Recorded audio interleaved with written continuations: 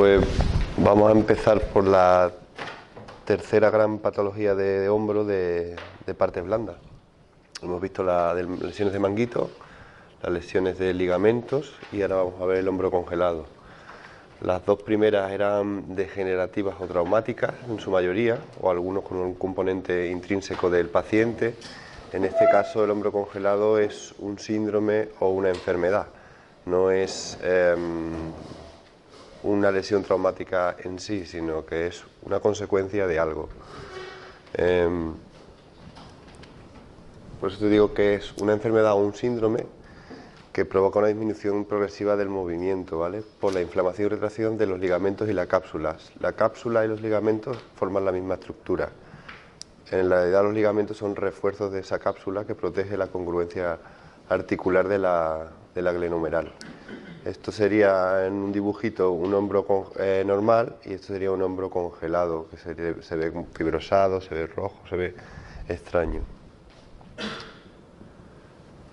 Esto es por artroscopia, eso sería de una manera y este sería el sano, o sea, el afecto y el sano.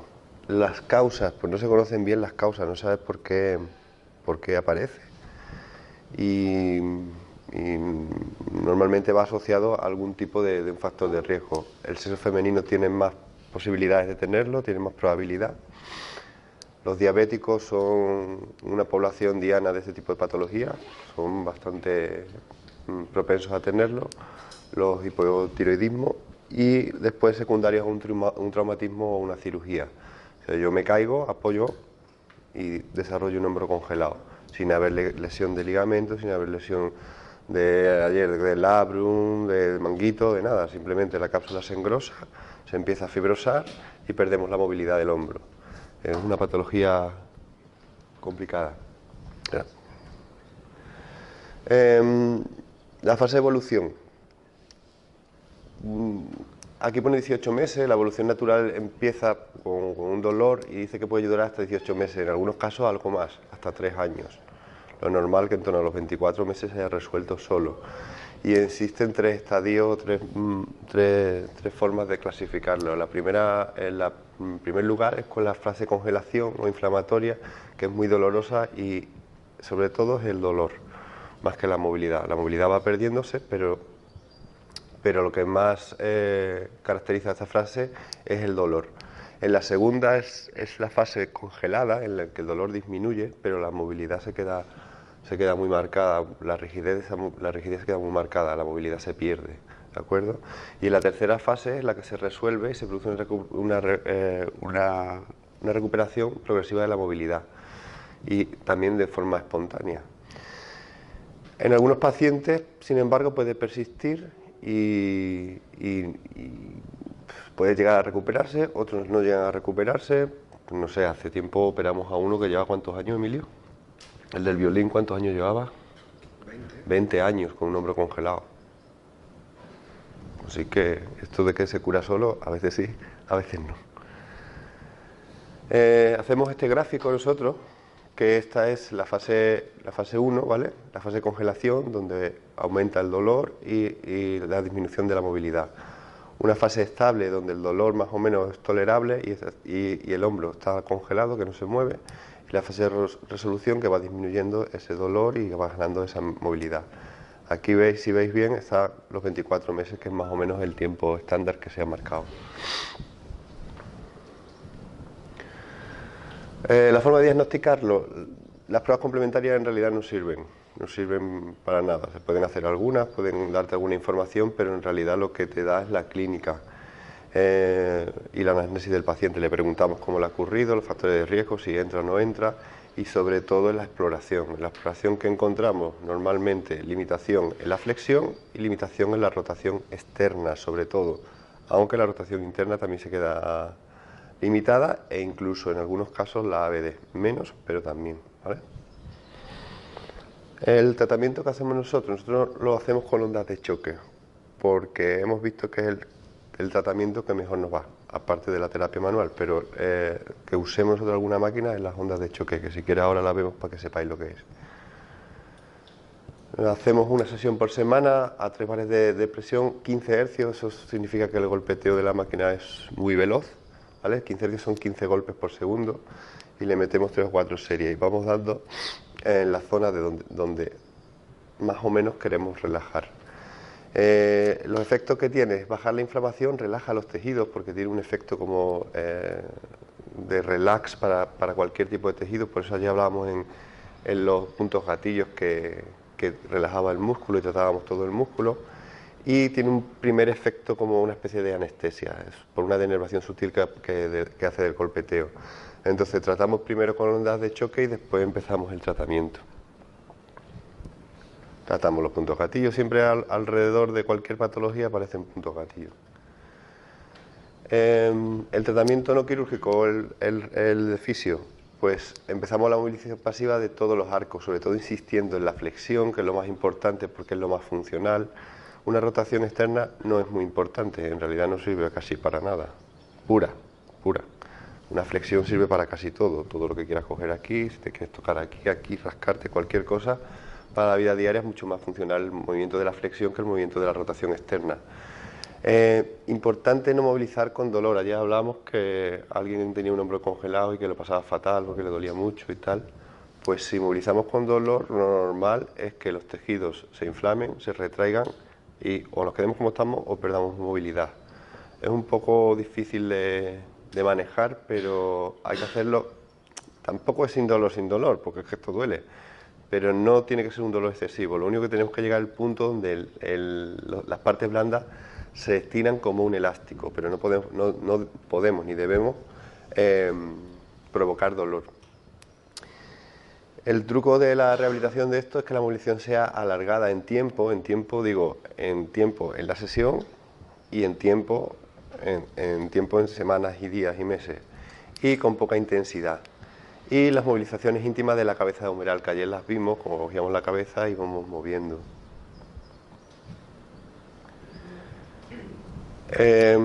La enseñamos al paciente a hacer ejercicios autopasivos en su casa, son importantísimos, sí. Y si te llega un paciente con un hombro congelado que tiene una restricción de la movilidad ya bastante grande y tienes que empezar a movilizar, ¿cómo vas a movilizar eso sin dolor y ganarle amplitud? Verás, en general un hombro congelado no es que esté así, no se pueda mover nada, lo que normalmente dice, intentan mover y se quedan como aquí, o se quedan como aquí. Cuando hace la rotación externa se quedan como aquí. Entonces, en el rango que te permita, pues vas ganando.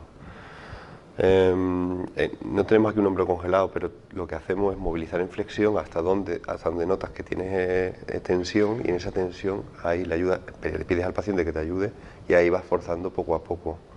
Se trata de ir dando elasticidad a un tejido que está retraído. O sea que hay que empezar, porque el hombro congelado, el problema que tiene es que si lo dejas, normalmente irá más a la retracción, sobre todo en las primeras fases. Y luego es que si estás en la segunda fase, está estabilizado y no te permite hacer prácticamente nada en tu vida, o sea, ni vestirte, ni... Las mujeres tienen muchos problemas para quitar el sujetador, porque aunque la rotación externa es la más marcada, la rotación interna también se pierde. Y entonces para el sujetador pues lo hacen por aquí delante. Es jodido tener un hombro congelado, una lesión jodida. Que está demostrado que los ejercicios en casas han conseguido buenos resultados, ¿vale? Hacemos la flexión, lo que vimos ayer, lo vimos contigo, que te pusimos a ti de paciente. No debemos provocar dolor, pero sí notando la tensión, lo que estábamos viendo. Nosotros hacemos la pauta de 5 por 5 veces. Hay autores que dicen de 10 veces durante X segundos. Mantenemos como 5 o 10 segundos en la posición donde nota elongación. Pero lo más importante de todo es que el paciente entienda que no se puede provocar el dolor, porque si no, conseguimos el efecto contrario. Los estiramientos en rotación interna, que debemos de enseñárselo bien, que bloqueen bien la escápula para forzar, y con una toalla. Esto ya en una fase un poquito más avanzada, porque en las primeras fases hay pacientes que no llegan ni siquiera aquí. Entonces es muy difícil que puedan coger una toalla y tirar. El de rotación externa, que es prácticamente igual que el otro, pero movilizando hacia afuera. Y hay que darle la información al paciente porque el tratamiento es un tratamiento a largo plazo. Hay que decirle que su proceso, si se resuelve de forma no quirúrgica, va a tardar, en general, bastante. tiene que estar muy concienciado y el tratamiento conservador se evalúa a los 6 meses. Si no hemos mejorado, pasamos a tratamiento quirúrgico, dependiendo también de dónde estemos. Eso sería lo ideal.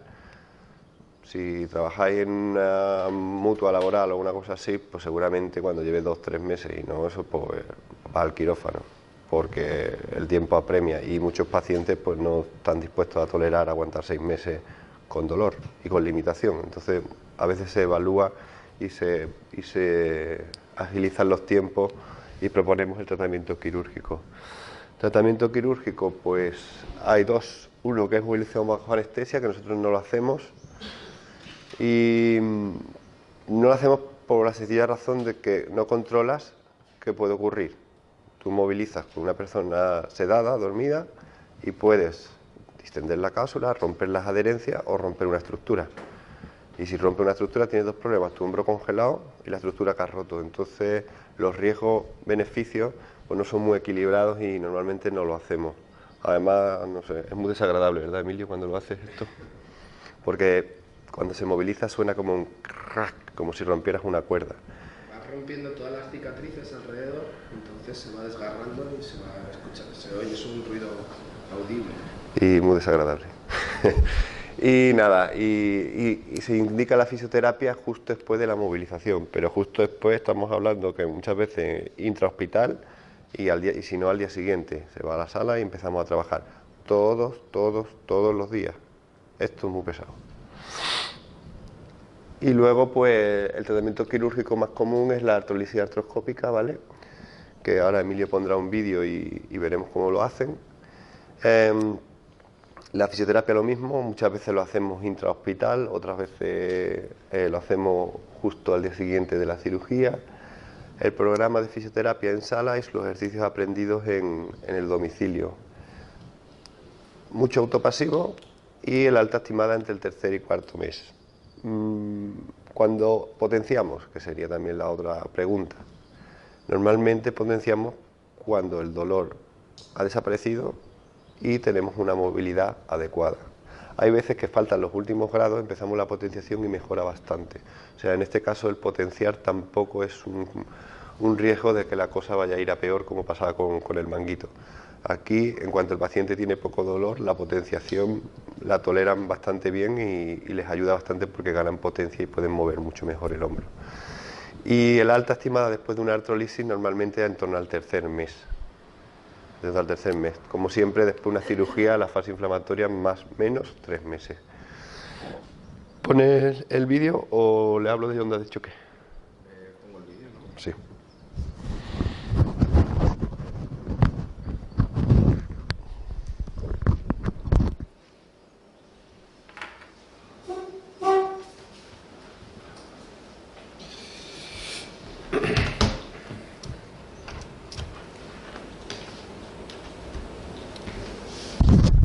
Ahora os vamos a enseñar un poco cómo es la cirugía del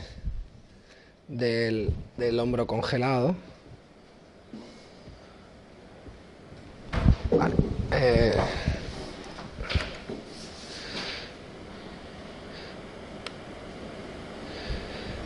Esto es lo que hacemos en quirófano. Colocamos al paciente, se llama en silla de playa, el que como veis está sentado. Utilizamos un sistema de tracción que tira del brazo para mantenerlo en su sitio y un peso de unos 3 kilos. Hay sistemas muy sofisticados para hacer esto, pero como veis nosotros nos apañamos con lo que tenemos.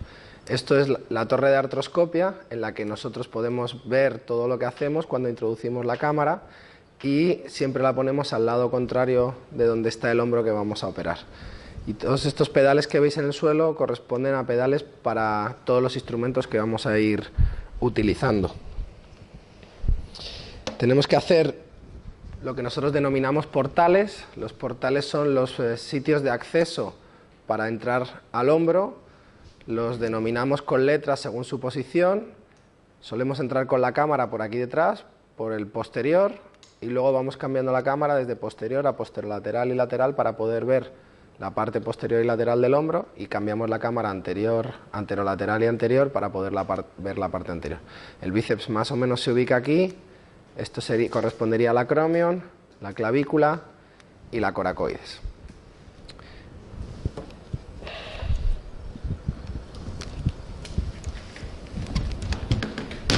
Bueno, ¿cómo se ve un hombro congelado cuando entramos con una cámara? Así, para que os ubiquéis, la H es de la cabeza del húmero, la B es del bíceps, la G es la glena. Si os acordáis de las imágenes que veíais ayer, todo estaba muy blanquito, muy brillante, y aquí entramos, esto sin haber metido agua todavía, esto se llama una artroscopia seca. Todo esto es el intervalo entre el bíceps, el subescapular, la glena y la cabeza, y está ocupado por ese tejido inflamatorio rojo. Eso es la sinovial. La sinovial es la membrana que cubre a la articulación por dentro, que se ha hipertrofiado, se ha engrosado y está muy inflamada. De hecho, no podemos llegar a ver el subescapular porque lo tapa completamente. Esto es lo que genera la restricción de la movilidad. Bueno, ¿cómo entramos en el hombro? Pues primero utilizo una aguja que me ayude para referenciar cómo entrar, porque esta es de las artroscopias de hombro la más complicada de poder entrar dentro del hombro, porque todo está muy cerrado, muy inflamado.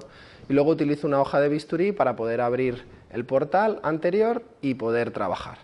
Y esto que veis aquí es un vaporizador, es un sistema que funciona con radiofrecuencia, que genera calor y que va quemando todo el tejido inflamatorio. Entonces yo voy poniéndole la dirección necesaria para poder ir quemando todo el tejido inflamatorio, y si os fijáis aquí, después de haber quitado todo este tejido inflamatorio, ya aparece el tendón del subescapular.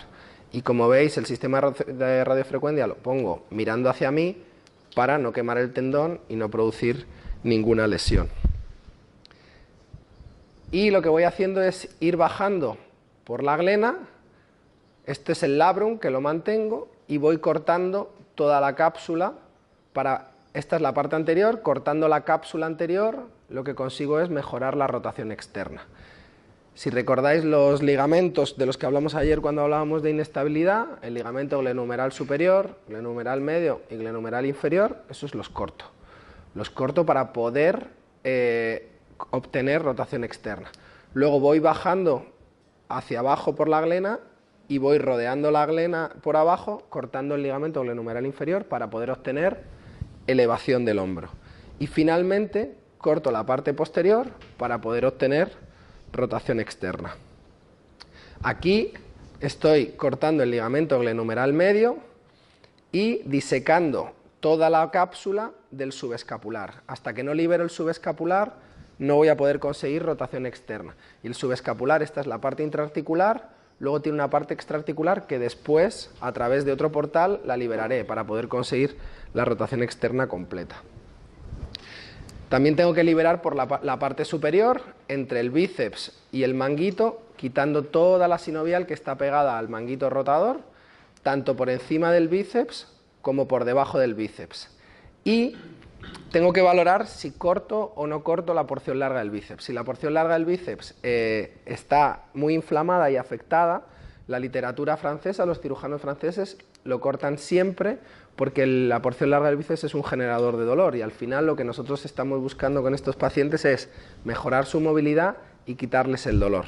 Y se sabe que la porción larga del bíceps no tiene una gran influencia en la fuerza de flexión, porque lo hace el braquial y se compensa con la porción corta, y tampoco se pierde fuerza de supinación.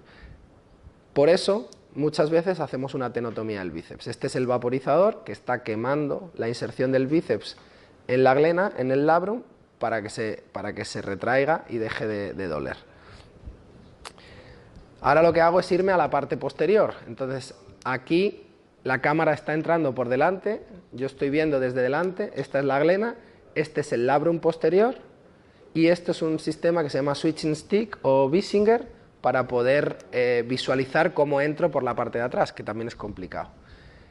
Y entro con el vaporizador y lo que hago es ir quemando entre el labrum y la cápsula posterior, toda la parte posterior, para ganar la rotación interna.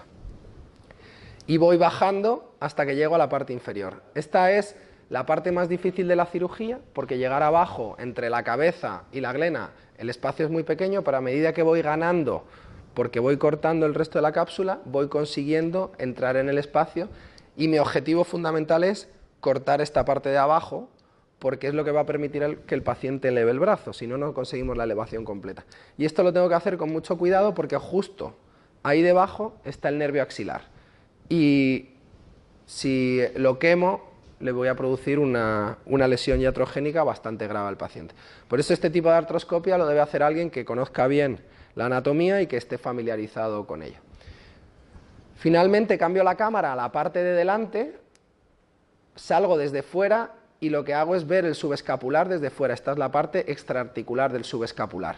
Y como veis, voy limpiando desde lateral a medial, metiéndome por debajo de la coracoides hasta que consigo quitar toda esta bursa. Esto ya no es sinovial articular, esto es bursitis y bursa, que también hace que el subescapular quede pegado. Entonces, cuando lo libero completamente, este es el aspecto que tiene el tendón del subescapular cuando lo veo desde fuera. Y esto es como se ve en movimiento.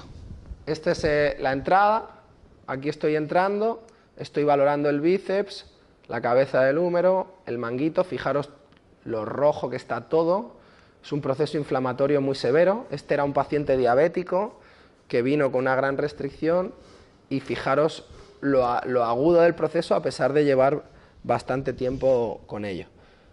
Lo que hacemos es introducir agua para poder ver, voy entrando con la aguja y con el bisturí, como os comentaba, para poder abrir el intervalo. Como veis, no es todo tan bonito como en las fotos, porque hay mucha sangre, hay que limpiarlo, hay que tener paciencia. Aquí estoy entrando ya con el vaporizador para poder ir quemando y limpiando toda la sinovial. El vaporizador tiene un sistema de succión, de aspiración, que permite que el tejido venga hacia él, pero a veces se queda enganchado. ¿Veis? Voy quemando, voy limpiando con mucho cuidado. Todo esto es el intervalo rotador, que lo tengo que quemar entero para permitir el acceso y para poder realizar la cirugía adecuadamente.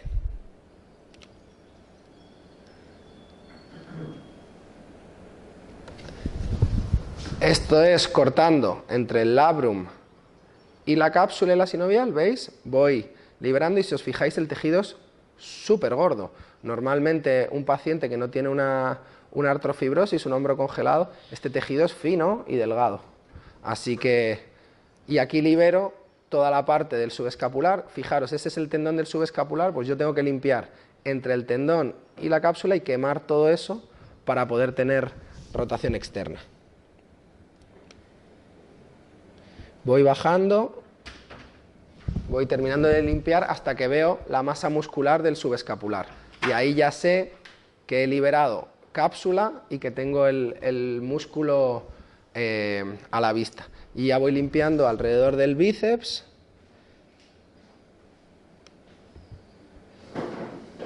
Esta es la parte superior. Voy a enseñaros la tenotomía de bíceps y ya lo dejamos.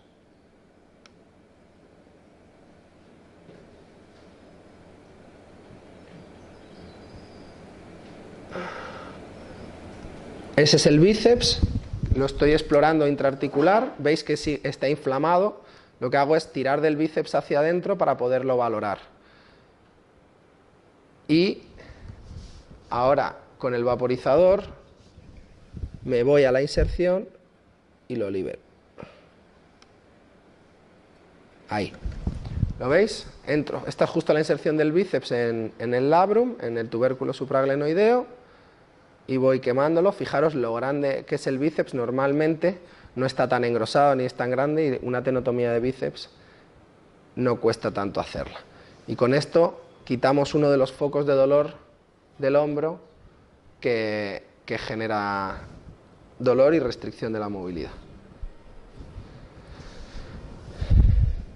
Bueno, vamos a ver.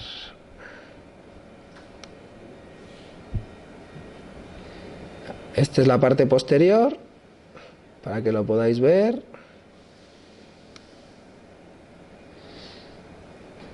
Y aquí ya es liberando el subescapular por fuera, por debajo de la coracoides, hasta que obtengo una rotación externa pasiva adecuada. Genera burbujas porque calienta el agua y tiene aspiración, por eso hay que ir despacito. Y aquí hay que tener mucho cuidado porque está el nervio musculocutáneo y tampoco conviene quemarlo. Por eso son cirugías que requieren mucha precisión. Bueno, lo vamos a dejar aquí porque tampoco vamos a hablar mucho de detalles técnicos. ¿Y tenéis alguna pregunta? ¿Queréis que hablemos de algo de hombro congelado para la grabación?